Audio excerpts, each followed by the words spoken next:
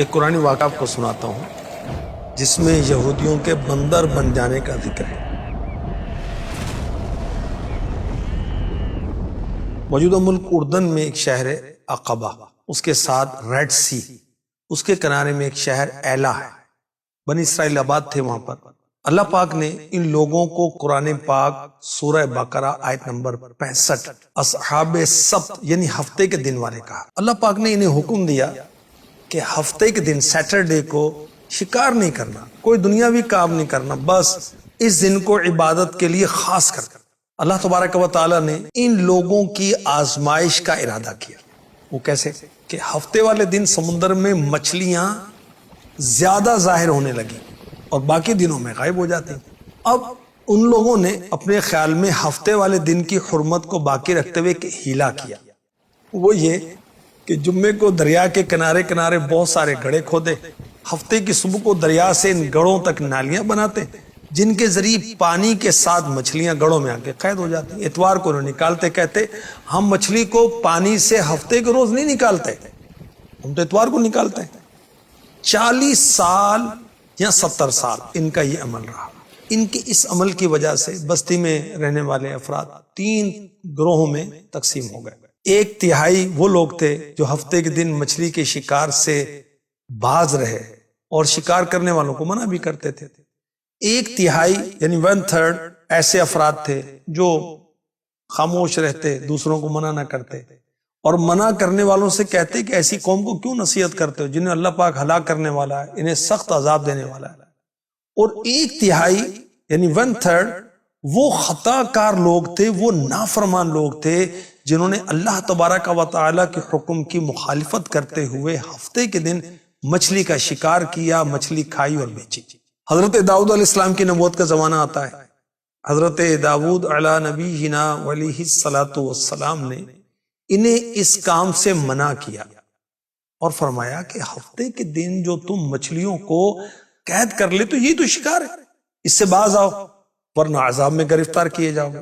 جب مچھلی کا شکار کرنے والے لوگ اس نافرمانی سے، گناہ سے باز نہ آئے تو منع کرنے والے لوگوں نے ان سے کہا ہم تمہارے ساتھ میل جول نہ رکھیں گے۔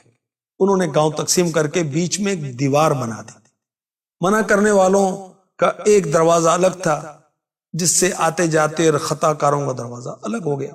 جب وہ لوگ اپنے کام سے باز نہ آئے تو حضرت سیدنا داؤد علی نبینا وعلیہ الصلاۃ والسلام، اللہ کے نبی نے ان خطا کاروں پر لعنت کی۔ اس لعنت کی وجہ سے اللہ تبارک و تعالی نے، رب جبار و قہار نے ان لوگوں کو عذاب میں گرفتار کیا۔ ہوا یوں کہ ایک روز جو ہفتے کے روز شکار کرنے سے منع کرتے تھے، انہوں نے دیکھا کہ خطا کاروں میں سے کوئی اپنے علاقے سے باہر نہیں آیا۔ انہوں نے سوچا کہ شاید یہ شراب کے نشے میں مدہوش ہوں گے۔ جب انہیں دیکھنے کے لیے دیوار پر چڑھے تو کیا دیکھتے ہیں کہ وہ بندروں کی صورت میں مسخ ہو چکے تھے۔ اللہ پاک ارشاد فرماتا ہے سورہ اعراف آیت نمبر 166، فَلَمَّا عَتَوْا عَمَّا نُهُوا عَنْهُ قُلْنَا لَهُمْ كُونُوا قِرَدَةً خَاسِئِينَ۔ پھر جب انہوں نے ممانعت کے حکم سے سرکشی کی، ہم نے ان سے فرمایا دھتکارے ہوئے بندر بن جاؤ۔ سورہ اعراف کی آیت نمبر 165 میں اس عذاب سے اللہ پاک نے نیکی کی دعوت دینے والوں کو بچا لیا اور مجرموں کو ہلاک کیا، اس کا بیان ہے۔ کہا جاتا ہے ایک قول کے مطابق وہ یہودی جو بندر بنے تھے ان کی تعداد 70,000 تھی اور بچ جانے والوں کی تعداد 12,000۔ یہ بندر بن جانے والے عقل و حواس تو ان کو باقی رہی مگر بولنے کی قوت سلب کر لی گئی۔ ان کے بدنوں سے بدبو نکلتی تھی۔ اپنے حال پر روتے روتے 3 دن میں یہ سب کے سب ہلاک ہو گئے، ان کی نسل باقی نہ رہی۔ ایک شخص نے بارگاہ رسالت میں عرض کی، یا رسول اللہ صلی اللہ تعالی علیہ وسلم، کیا بندر اور خنزیر وہی لوگ ہیں، وہی جو مسخ شدہ قوم ہے؟ آخری نبی مکی مدنی صلی اللہ علیہ وسلم نے فرمایا اللہ پاک نے کسی قوم کو ہلاک کر کے یا کسی قوم کو عذاب دے کر اس کی نسل نہیں چلائی۔ اور بندر اور خنزیر تو ان سے پہلے بھی ہوتے تھے. اب ہمارے لیے کیا ہے؟ ہم کیا سیکھیں؟ ہم کیا سوچیں؟ کہ شہر ایلا والوں نے اللہ کی نافرمانی کی، شرعی احکام کو باطل کیا، حرام چیزوں کو حلال کرنے کے لیے غیر شرعی حیلے کا سہارا لیا. تو آج کل بھی بیوقوف پائے جاتے ہیں جو سود کو نفع کا نام دیتے ہیں، جو بے پردگی کو آزادی کا نام دیتے ہیں، جو موسیقی کو روح کی غذا کہتے ہیں، ڈانس کو آرٹ کا نام دیتے ہیں، شراب کا کوئی اور نام رکھ لیتے ہیں، اس کو حلال کہتے ہیں، فروغ دیتے ہیں.